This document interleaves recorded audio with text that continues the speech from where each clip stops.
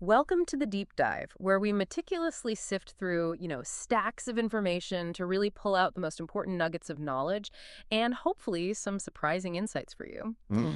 Today, we're embarking on a truly fascinating and I think often challenging journey into the life of a figure who is, well, widely celebrated, revered even, yet maybe not fully understood.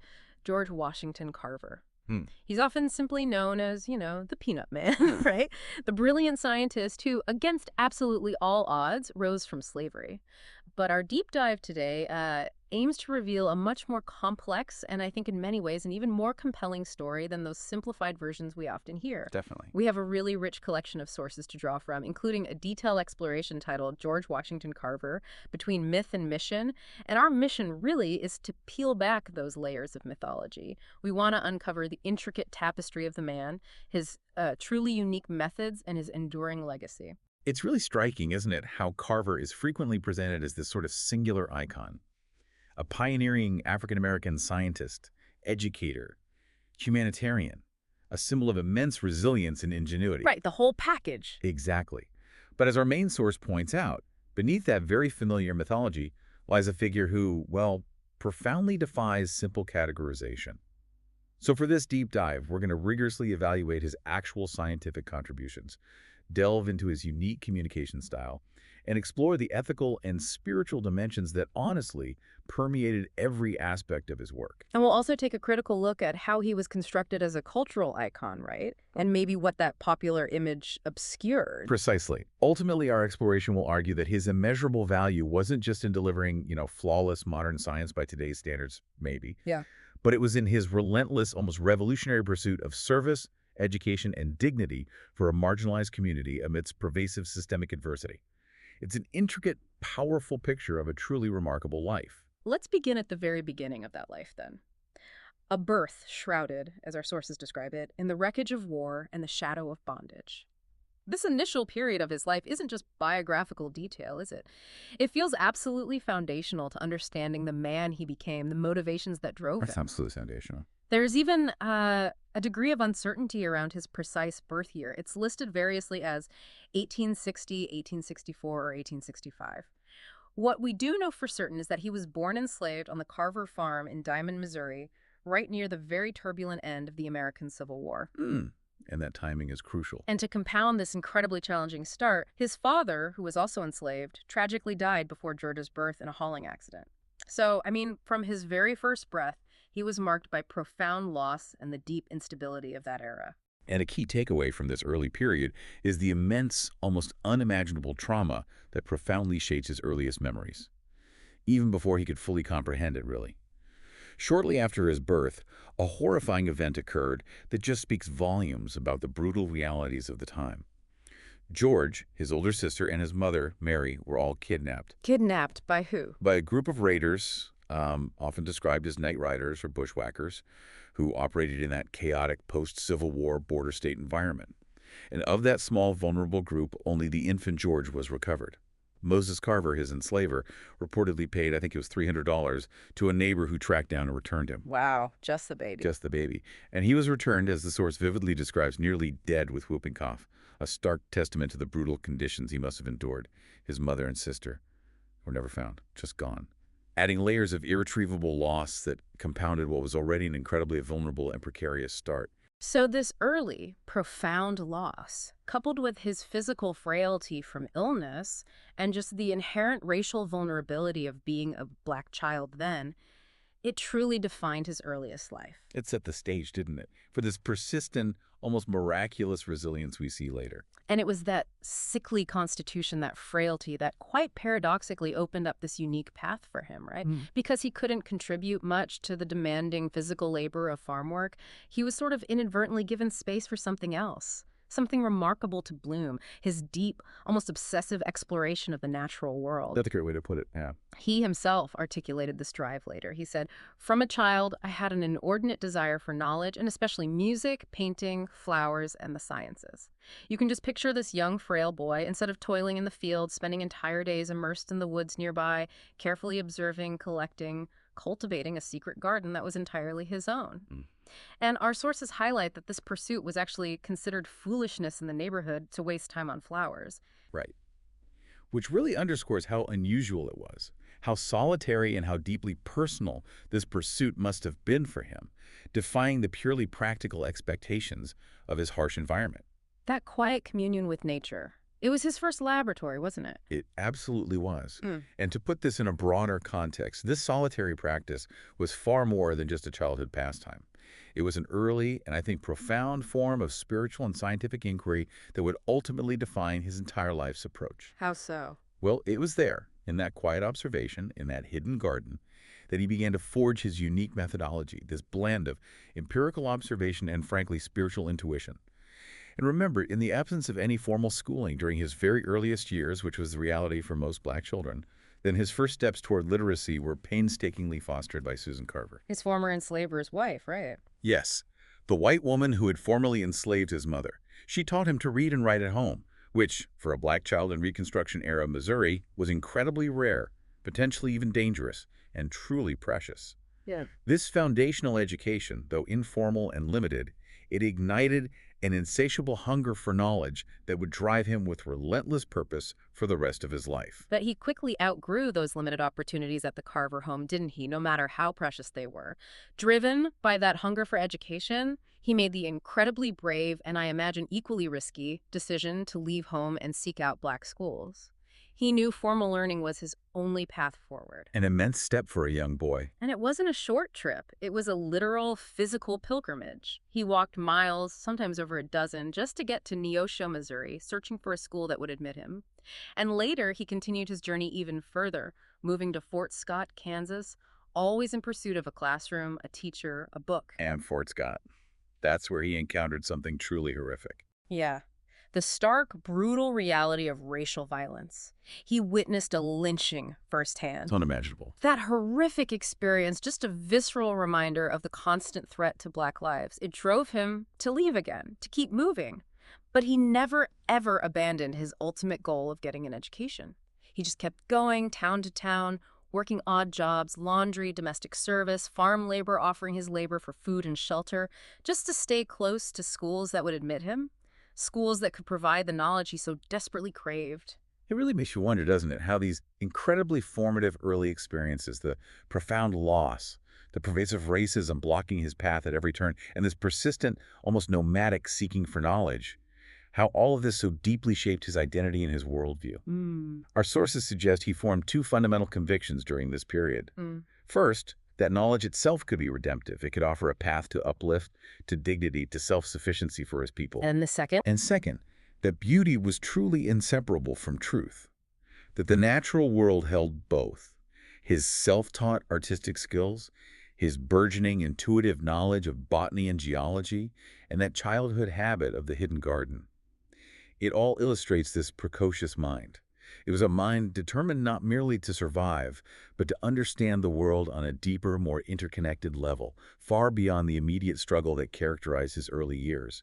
This curiosity was like a guiding light for him. He later reflected on these experiences, didn't he? He articulated a core philosophy. There is no shortcut to achievement. Life requires thorough preparation. Veneer isn't worth anything. Such a powerful statement, Well, especially coming from him. Exactly. From a man who literally walked hundreds of miles for a chance at a school desk, it encapsulates his ethos. It wasn't about superficial knowledge or quick fixes or just appearing educated.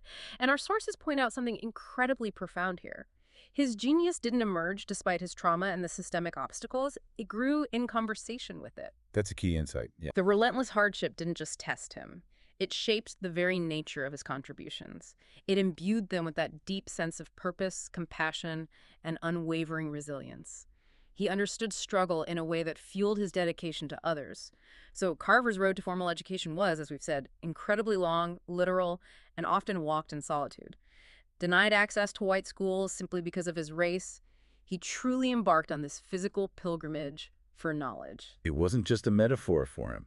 It was lived reality, demanding immense sacrifice and determination. His first formal classroom experience, according to the sources, was at the Neosho Colored School, probably around age 10 or 12. That's right. He stayed with a black couple there, earning his keep doing chores. But the instruction in Neosho was quite basic. and his hunger for deeper knowledge soon pushed him onward. Which led him to Fort Scott, Kansas. Correct, where he again enrolled in school while working for various families, often as a domestic servant. Yet, even there, that grim specter of racial violence, it was inescapable. The lynching he witnessed. It's exactly. After witnessing the devastating lynching of a black man, he felt compelled to flee once more. He refused to remain in a place where such brutality could occur without consequence. This constant flight meant his education was really piecemeal, built in fragments across many towns. And despite these terrifying setbacks, this constant movement, his determination was just absolute, unwavering. He continued his studies, supporting himself through arduous work laundry, domestic service, farm labor, anything he could find, sometimes living in barns or sod huts or sharing sparse quarters. But through it all, he never stopped studying, never stopped pushing. Just relentless. He eventually managed to finish high school in Minneapolis, Kansas, graduating around age 22, which was an extraordinary achievement for a black man from his background at that time. And after that, he applied to Highland College in Kansas. He was accepted, you'd think, triumph, a dream realized. You would think. Until they discovered his race and just devastatingly rescinded the offer. Imagine that crushing blow after years and years of striving. It's hard to comprehend. But what's remarkable, and what our sources emphasize, is that such a profound rejection, a direct blow, based solely on his race, it didn't shatter him. No. Instead, it seems to have only solidified his resolve. It transformed disappointment into renewed determination. He continued working, studying independently, demonstrating incredible self-reliance. He even homesteaded his own land for a while, deepening his practical knowledge of geology, botany, the arts fields he'd intuitively cultivated since childhood. And he gained respect from the local white community. He did, according to our sources, for his knowledge and industriousness. He even became assistant editor of a local literary society, which was almost unheard of for a black man in rural Kansas then. This period of independent study wasn't a setback. It was a crucial time of profound personal and intellectual growth. And then finally, a real breakthrough in 1890. He's about 24. He enrolls at Simpson College in Indianola, Iowa, initially to study art and piano. Yes, he had that artistic side too. But his instructors quickly saw his exceptional talent for botanical illustration, that precise, artistic rendering of plants combining science and aesthetics. Ah, so that was the link. That was the link. This specific skill led them to encourage him to transfer to Iowa State Agricultural College in Ames, which was renowned for its science programs.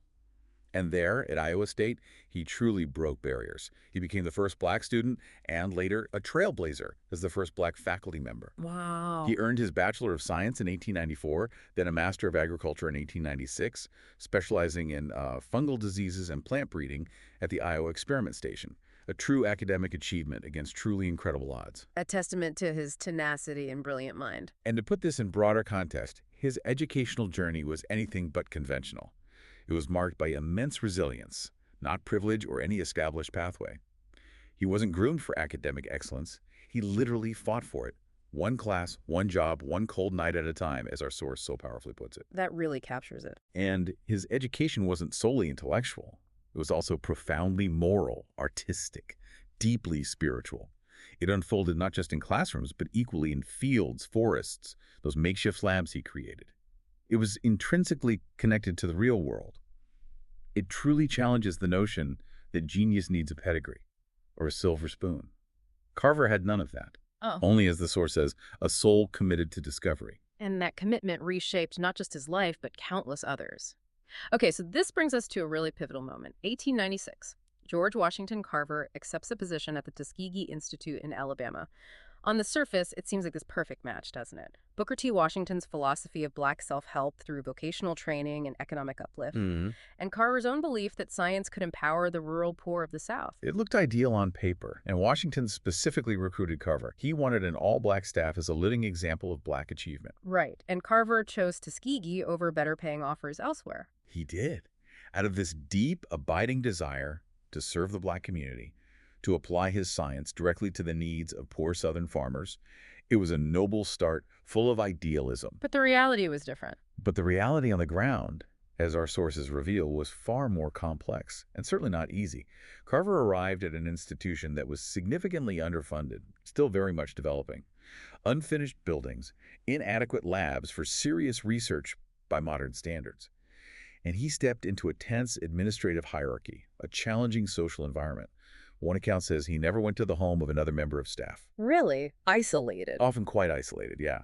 Partly his personality, which was reserved, maybe eccentric, but also partly due to what some saw as preferential treatment from Washington. Like his salary. Exactly. His $1,000 salary was significantly higher than many peers, causing resentment. And he insisted on private living quarters, which was unusual and further contributed to this sense of isolation, sometimes ill will. And perhaps more consequentially, his relationship with Booker T. Washington himself was complicated. Very complicated. Frequent, sometimes intense conflicts. While rooted in mutual respect and shared goals, it was often strained due to their vastly different approaches. Washington the pragmatist, Carver the intuitive researcher. Precisely. Washington, the shrewd administrator, expected regular technical bulletins, disciplined lab management, tangible outputs. Carver, much more intuitive, spiritually driven, often operated on inspiration and bristled at administrative demands. So clashes were inevitable. Absolutely. Our source mentions a specific instance in 1910 where Washington reprimanded him for erratic teaching methods, noting Carver didn't pursue a regular, logical, and systematic course. Carver had promised 4 bulletins a year but averaged fewer than 2. He cited lack of a stenographer, printing delays, and sometimes waiting for divine inspiration. You can see the friction. 2 powerful figures with very different styles. Yet it's quite remarkable that despite these tensions, Carver's scientific work at Tuskegee was quietly, yet profoundly transformative. He wasn't just teaching dry textbook biology. He imparted deeply practical lessons: composting, soil restoration, even rural medicine using local plants. And the Jessup wagon, that mobile school seems so innovative. Truly iconic. A rolling laboratory and classroom funded by Moore's Ketchum Jessup. It brought education directly to black farmers across Alabama, collapsing that divide between the institution and the field. He consistently emphasized usefulness over abstract theory, reinforcing the dignity and potential of small-scale farming. So Tuskegee, despite the challenges, it gave him the platform he needed. It was a difficult balancing act: faith versus science, independence versus community, vision versus administration. But ultimately, yes, Tuskegee provided the crucial platform where he found his life's purpose and implemented his unique vision of scientific service. Okay, so let's dig into that scientific work. Carver didn't just study plants. He sought to transform them into, as the source puts it, tools of liberation. This idea of scientific evangelism, chemistry as redemption for degraded land and impoverished people, that's a powerful frame. It really is. He saw science as a way to uplift and empower the most vulnerable, almost like preaching the gospel of the peanut and sweet potato. Showing people how to transform despair into dignity through the soil itself. Exactly. And to put this in broader context, Carver was, without question, one of the earliest advocates of chimergy. Chimergy, remind us what that is. Chimergy was a movement, formalized later, aiming to turn agricultural products into industrial materials, basically laying the groundwork for what we now call the bioeconomy. What's fascinating is the term wasn't widely used until the 1930s, but long before that, Carver was actively practicing its core principles. Remarkable foresight. And his experiments were incredibly diverse, right? Prolific. Astonishingly so. He worked tirelessly with peanuts, sweet potatoes, soybeans, pecans, local clays, native plants, anything readily available. And developed hundreds of uses. Hundreds. From peanuts alone, reportedly over 300 products, over 100 from sweet potatoes, ranging from food items to paints, glues, plastics, soap, rubber substitutes, even synthetic marble. Synthetic marble from peanuts, that's hard to imagine. The ingenuity was incredible. But what's crucial, and often misunderstood, is that despite this breadth of innovation, very few of these products were ever patented or commercially mass-produced. Why not, if they were so innovative? His primary goal wasn't industrial scale or personal wealth. It was often more about localized impact, immediate usefulness for the farmer. Which connects back to the why behind it all, the environmental and economic drivers. Absolutely. Driven by the pressing needs of southern farming, especially black sharecroppers, cotton had depleted the soil for generations, trapping farmers in cycles of debt and dependency. Carver was actively seeking sustainable alternatives, and then the boll weevil arrived. Devastating the cotton crops. Exactly. It nearly destroyed the southern economy, making the need for diversification critical, urgent. So he strongly encouraged crop diversification, promoting peanuts and sweet potatoes. They weren't just alternatives, they improved soil health through nitrogen fixation. Right, naturally enriching the soil. And offered nutritional benefits and, importantly, new market potential for struggling farmers, a way out of the cotton monoculture trap. And his research wasn't confined to the lab. He took it directly to the farmers through teaching and outreach. Yes, teaching them how to grow more effectively, sustainably, crop rotation, composting from waste, processing their own goods on the farm, empowering them with practical, self-sufficient skills. Reducing reliance on expensive external inputs. Precisely. And he published those accessible, non-technical bulletins, making complex information digestible and actionable. With recipes, guides, designed for people with limited resources. Everything from peanut coffee and sweet potato flour to natural dyes, Mhm. all designed to be immediately useful. So he gets formal recognition later on National Inventors Hall of Fame, the ACS landmark for his lab. Yes, important acknowledgments. But perhaps more importantly, he laid profound conceptual foundations for the 21st century bioeconomy, prioritizing renewables over fossil fuels. Which brings up that criticism, right? That his work wasn't commercially successful, so maybe not significant. That critique, often heard in the 60s and 80s, fundamentally misunderstands his objective. He wasn't trying to be a mogul. He was building dignity, not an empire. Exactly. Building a world where poor black farmers could live in dignity, empowered by knowledge, connected to their land. His experiments aimed at sustainability, reducing energy use, early bioprocesses. His revolution was moral as much as material, changing how farmers saw themselves and their value. It's a compelling thought, then, that his greatest genius might not be in any single invention, but in that quiet revolution of knowledge he spread. Seeing himself as a servant of the soil and its people, a healer of land, mender of ecosystems, educator of the poor. His vision of education was deeply practical. He believed farmers could transform their lives using local resources, restoring soil, not depending on distant markets or cash crops.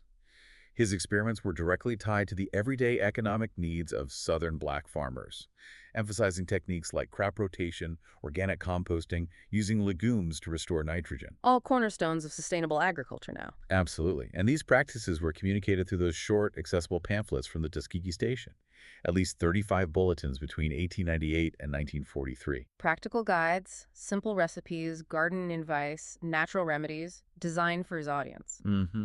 And he was explicit about it. In How to Build Up and Maintain the Virgin Fertility of Our Soils, he said, every operation performed has been within the poor farmer's reach. He even emphasized that the experiment station used only one horse for demonstrations, mirroring their limited resources.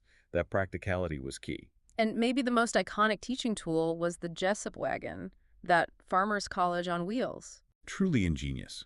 A mobile classroom, tools, seeds, compost samples, bulletins, traveling through Alabama. It allowed Carver's team to demonstrate improvements directly in the farmers' fields.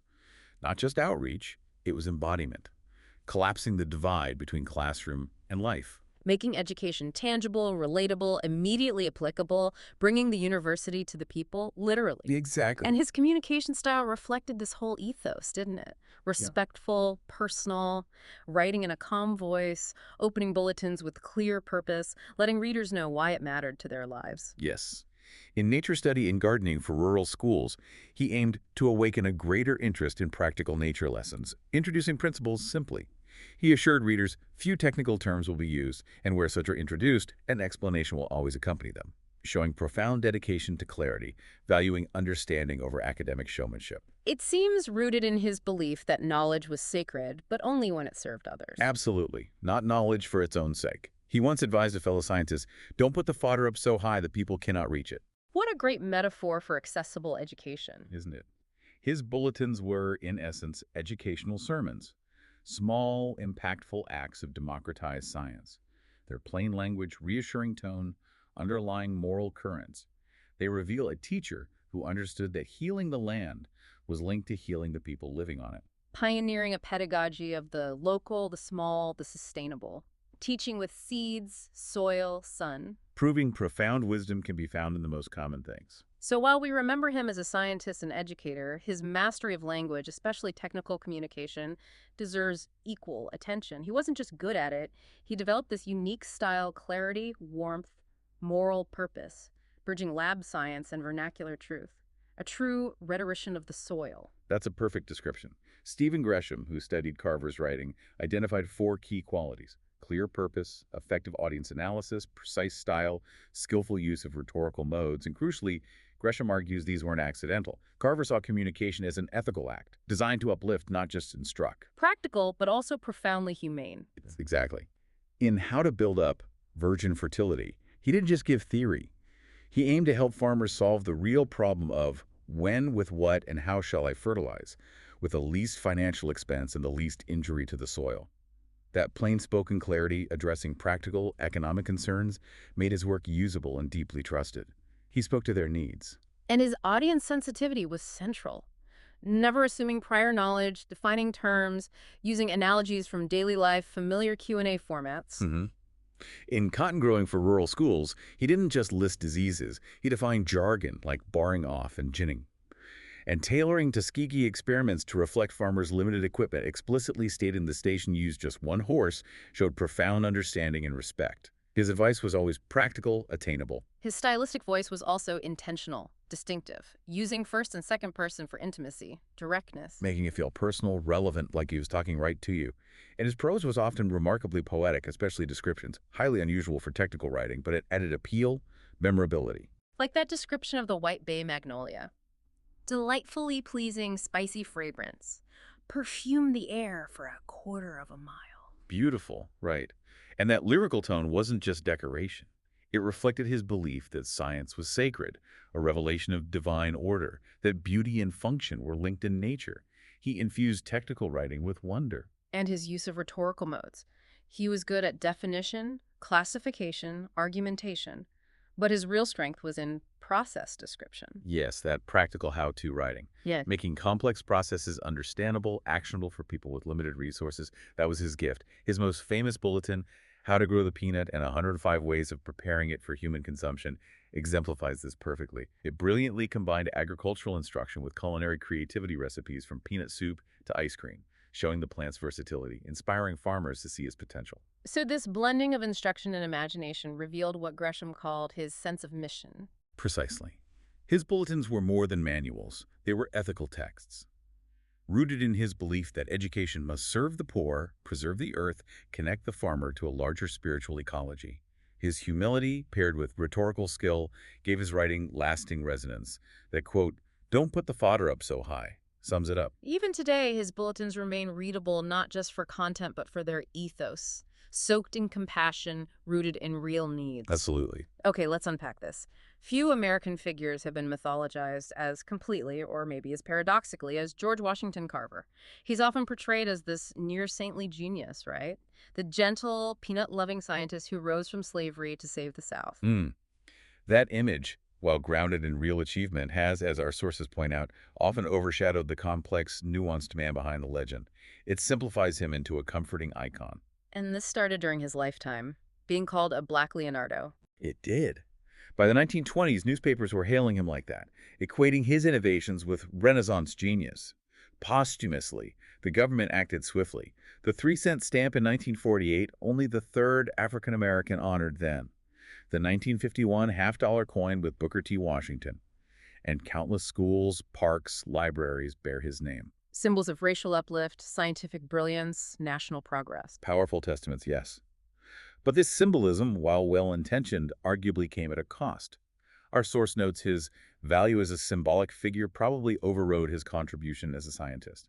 He served as an effective spokesman and role model, seeking greater control over their destinies, providing immense inspiration. But the image was curated, even if his technical accomplishments were, by academic standards, modest. Right. He was celebrated not just for what he did, but maybe more for what he represented.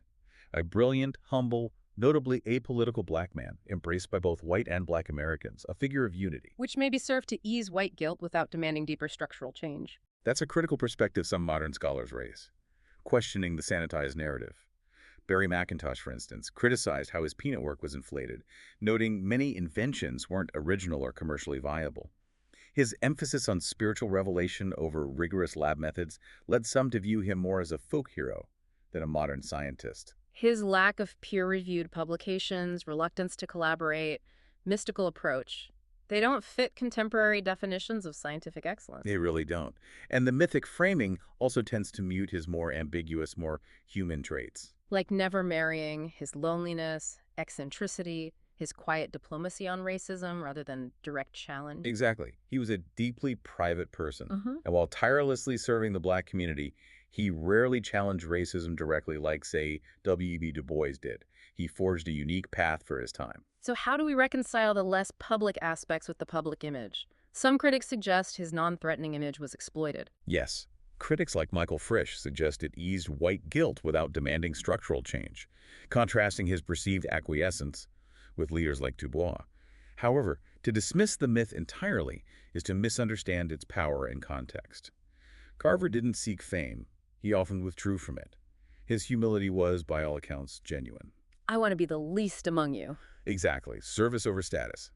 While the public image might be polished, the core values it celebrates resilience, service, compassion, creativity are reflections of the man himself. So Carver exists in these two registers, myth and man. Reconciling them deepens his legacy. The real, imperfect, inspired human Carver is far more compelling than any caricature. Despite his fame then, his legacy in strict scientific circles remains ambivalent. Celebrated by the public, but scrutinized by scientists for his methods, publications, rigor. It's fueled a long-standing methodological debate. Was he a scientist in the modern sense, or something else, an experimental naturalist guided by intuition and faith? And the idea of a scientist not using reference books or collaborating?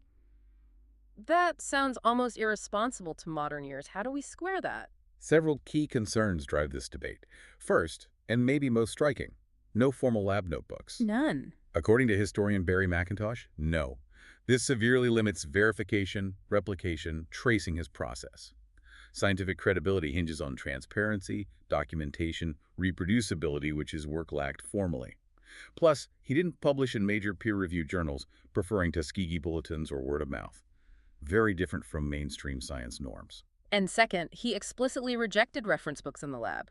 No books ever go in my laboratory, claiming insights came from divine inspiration. Yes, openly citing prayer and communion with God as the source of breakthroughs, a truly unique approach for a scientist. Which must have raised eyebrows in academia. Naturally, academia prioritizes empirical reasoning, observable data. By claiming divine knowledge, he positioned himself more as a mystic in a white coat, challenging the emerging scientific establishment. A third concern, his isolation. Rarely collaborating, involving few students, believing only he and the creator should participate. Limiting peer review, mentorship, expansion of his discoveries. Exactly, all crucial for modern scientific progress. And his lab itself was described as little better than a high school laboratory, under-resourced most of his life. Reflecting systemic inequities, but also highlighting practical limitations. Without industrial equipment, his innovations like peanut plastics never reached industrial scale. Right. Despite creating hundreds of uses, very few were commercialized or patented widely. Does this diminish their value? That's the question. Should we judge him solely by Western scientific orthodoxy, patents, publications, commercialization? Palmer, one source, argues his methodology, though unorthodox by those standards, was often visionary in other ways. He helped farmers and the country by making bio-based products from renewable resources rather than from finite petroleum supplies. So conceptually ahead of his time, green chemistry, regenerative agriculture. His focus aligns remarkably well. Sustainability, local self-sufficiency, waste-to-resource innovation. And his spirituality wasn't a hindrance, it was foundational. Remember his refusal to patent. God gave them to me, how can I sell them to someone else? That prioritized public service over profit. A deep moral logic. Absolutely. So maybe not a scientist by strict institutional standards then, but undeniably a scientist of the soul. His experiments were earnest, his knowledge field-tested. His lab, though not elite, nourished a vision of harmony, land, people, spirit. So maybe his deepest legacy isn't in the products or formal recognition, but in that profound ethical and ecological vision shaping his life. Preaching humility, simplicity, stewardship, long before environmentalism was mainstream. He was a true pioneer of that mindset. He believed nature wasn't just raw material, but a sacred trust, demanding reverence, care. His words, more and more as we come closer, in touch with nature, we are able to see the divine and are therefore fitted to interpret correctly the various languages spoken by all forms of nature. Deeply relational, not extractive. Seeing plants, soil, animals as fellow participants in a divine order. Yes, and this infused everything. His daily habits embodied his philosophy, living simply, frugally, refusing high salaries, luxuries, even as fame grew. Eating little meat, advocating natural remedies, reusing materials, recycling before the term existed. And this wasn't just a trend. It was born out of necessity and experience, solidified into faith and principle. He walked the talk. He also pioneered using agricultural waste, non-cash crops, what we now call circular economy thinking. Exactly. Waste is a resource. Teaching students to make ink from berries, soap from peanuts, dye from clay. Not just science lessons, moral ones. Teaching that nothing, no root, no leaf, no life, no person should be wasted. In nature, there is no waste. Every part serves a purpose. Finding value everywhere. And his influence went global, corresponding with Mahatma Gandhi. Remarkable, isn't it? In the late 1920s, offering advice on vegetarian diets rich in legumes to support Gandhi's health during fasting and protest, linking agricultural science, self-sufficiency, health, even political liberation. Truly global resonance. And central to this ethical stance was his refusal to patent or seek wealth. Steadfast throughout his life. Believing God's gifts through nature should be free for all, a stark contrast to rising industrial capitalism valuing innovation for profit. God gave them to me. How can I sell them to someone else? That statement reflects his core. Science is a gift to be shared, not a commodity. This has led some to view him as a proto-environmentalist and eco-theologian. Before the terms existed. Right. His work embodies sustainability, biodiversity respect, localism, care for the poor, contrasting sharply with dominant narratives of industrial progress then, and maybe even now. His legacy isn't just inventions, it's in the values. Humility before nature, service to the vulnerable, trust in slow healing in soil and society. His science-integrated truth, goodness, knowledge, character. That integration is his most enduring contribution. So his death in 1943 didn't end his influence. It began this second life in the American imagination, shaped by monuments, textbooks, myth-making. He became this powerful moral symbol, overcoming hardship through knowledge, humility, service. And his commemoration was swift, widespread. The first African-American with a national monument established the year he died in Diamond, Missouri. Stamps, coins, schools, parks. But, as Palmer argues, these honors often serve symbolic purposes, blurring historical fact and national aspiration. His value as a symbol often overrode his contribution as a scientist, leveraged as proof of racial progress, American meritocracy. Sometimes at the expense of understanding his complex contributions. Potentially. And his image, especially for education, has been somewhat sanitized. Remembered as the Black Saint of Science, soft-spoken, humble, brilliant, whose peanut work changed the world. The comfortable version. But how much is the true, nuanced story? Well, that inspirational image, while valuable, simplifies a complex legacy. Remember, he didn't invent peanut butter, didn't get rich, didn't lead protests like others. What he did was quieter and maybe more radical. A life of service, teaching the poor to live well with little, pursuing science for peace and dignity, not prestige. His success defies conventional metrics. So after this deep dive, what does this all mean for you, the listener? Carver seems a truly compelling role model, even today. In our age of tech disruption, consumption, scientific spectacle, he reminds us that the most important innovations are often local, patient, moral. He believed in healing the land before exploiting it so relevant now. Education as a right and responsibility. Knowledge infused with humility elevating the marginalized. And his story complicates our idea of success, doesn't it? Yeah. Never patented most work, never pursued wealth, resisted institutional norms. His science intuitive, writing poetic, spirituality inseparable from methodology. Traits that don't align neatly with modern academic or corporate expectations. But they offer a different kind of wisdom, rooted in character, purpose, not just credentials or profit. In classrooms, he can be taught not just as history, but as an ethical template, prompting vital questions. What is science for? Who benefits from innovation? Can humility coexist with excellence? Can we live sustainably without sacrificing progress? Big questions. Huge questions. His legacy offers a model. Lead without domination, teach without condescension, hope without illusion. In a fractured world, his life stands as a bridge, science and spirit, past and future, self and society. We've explored the rich, complex tapestry of George Washington Carver's life, moving far beyond those simple narratives to see a man of profound purpose, immense resilience, and quiet revolution. His impact continues to resonate. And Carver's life ultimately asks us, I think, to consider whether our own pursuit of knowledge today is driven primarily by profit and prestige or by genuine service and stewardship. In a world truly awash with information, what truly makes knowledge valuable? And how can we cultivate a sense of purpose that mirrors his quiet yet profoundly impactful dedication? It's a question for all of us, isn't it, as we continue to learn, grow, and dive deeper into the world around us.